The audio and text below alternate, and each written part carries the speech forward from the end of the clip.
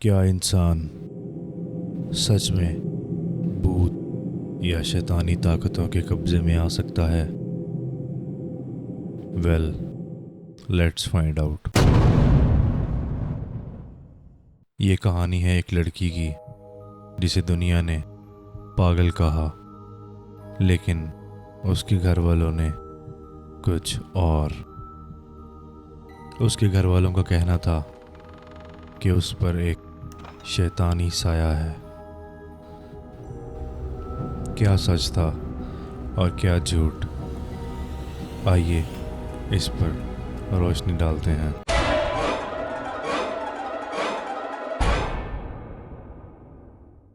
Germany 1970s। एक लड़की एनालिस Michel सिर्फ 16 साल की थी जब उसकी ज़िंदगी बदल गई। एनालिस एक नॉर्मल कैथोलिक फैमिली से थी, इंटेलिजेंट, खामोश और डीपली रिलीजियस। एक दिन स्कूल से वापस आते वक्त उसे एक अजीब सा झटका महसूस होता है। उसका जिस्म फ्रीज हो जाता है, आंखों के सामने अंधेरा छाने लगता है और उसने पहली बार एक आवाज़ सुनी जो उसके कानों में चीख रही थी। वो बेहोश हो चुकी थी। उसे उठाया गया और करीब ही एक हॉस्पिटल में लेके जाया गया, और जब डॉक्टर्स ने उसका चेकअप किया तो उसकी हालत को एपिलेप्सी करार दिया।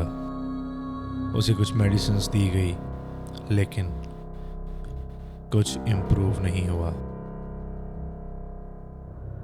दिन बदलते गए और एनालिस के अंदर बहुत चेंजेस आ रही थी। वो सबसे कहती थी कि मेरे अंदर कोई और भी है, कोई ऐसा जो मुझे कंट्रोल कर रहा है। एक दिन एनालिस विदाउट एनी रीज़न ऊंची ऊंची चिल्लाने लगती है, अपने आप को मारने लगती है, बाइबल जला देती है और रिलीजियस इमेजेस से नफरत करने लगती है। उसके घर वाले कंफ्यूज थे कि ये मेंटल इलनेस है या फिर कुछ और।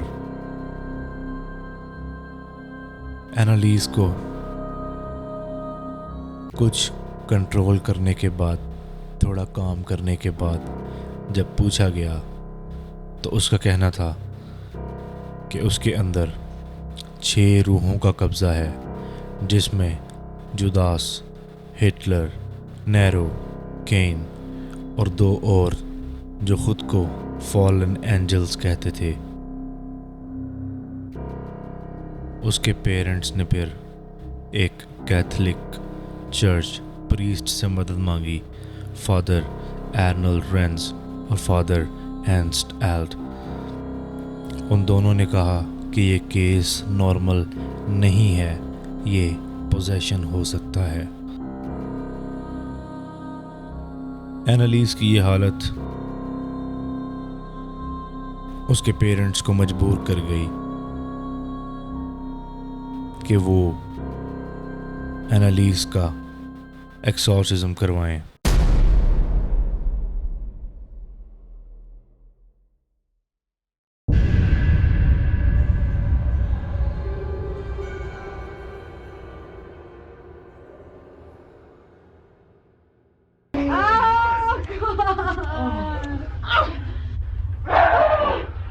You're right, Doc. I feel much stronger now.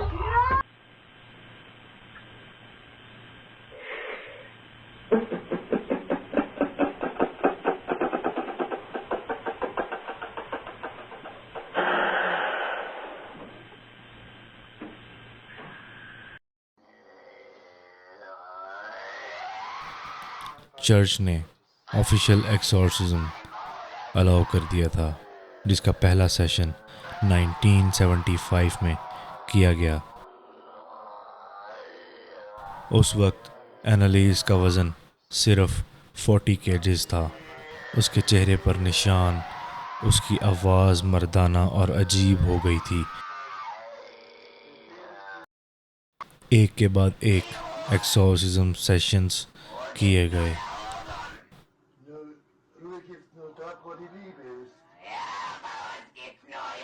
67 एक्सॉर्सिज्म्स हुए कंटिन्यूसली 10 मंथ्स तक, और हर सेशन में चीखना, मुंह से खून निकलना और अजीब हरकतें एक नॉर्मल चीज़ थी।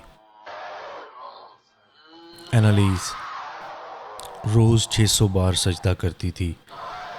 उसके घुटने तक टूट गए थे। वो कहती थी, मुझे तकलीफ़ दो, मुझे दर्द दो।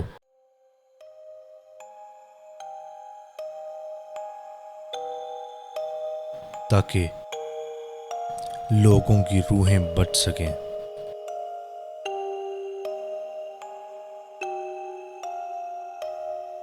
कंटिन्यूसली 10 महीने तक 67 एक्सॉर्सिज्म सेशंस के बाद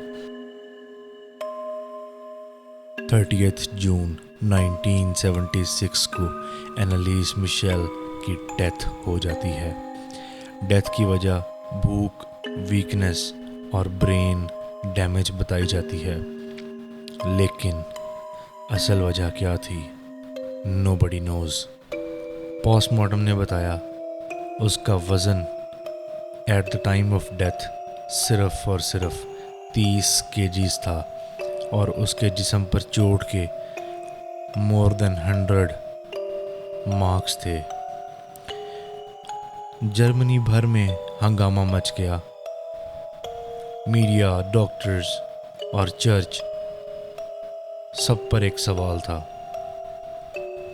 उसके पेरेंट्स और दोनों प्रीस्ट्स पर मैनस्लॉटर का केस चला और 6 महीने जेल की सज़ा सुनाई गई।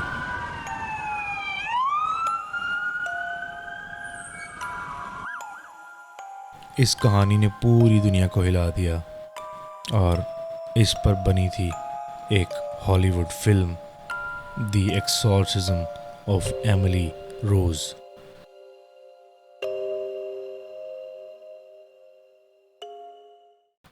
लोग आज भी कहते हैं एनालिस मेंटली बीमार थी, लेकिन उसके घर वालों का मानना है वो एक सैक्रिफाइस थी।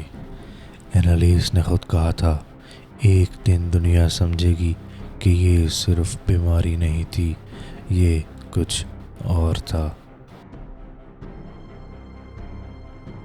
क्या एनालिस मिशेल पागल थी, या वो शैतानी रूहों का निशाना बन चुकी थी?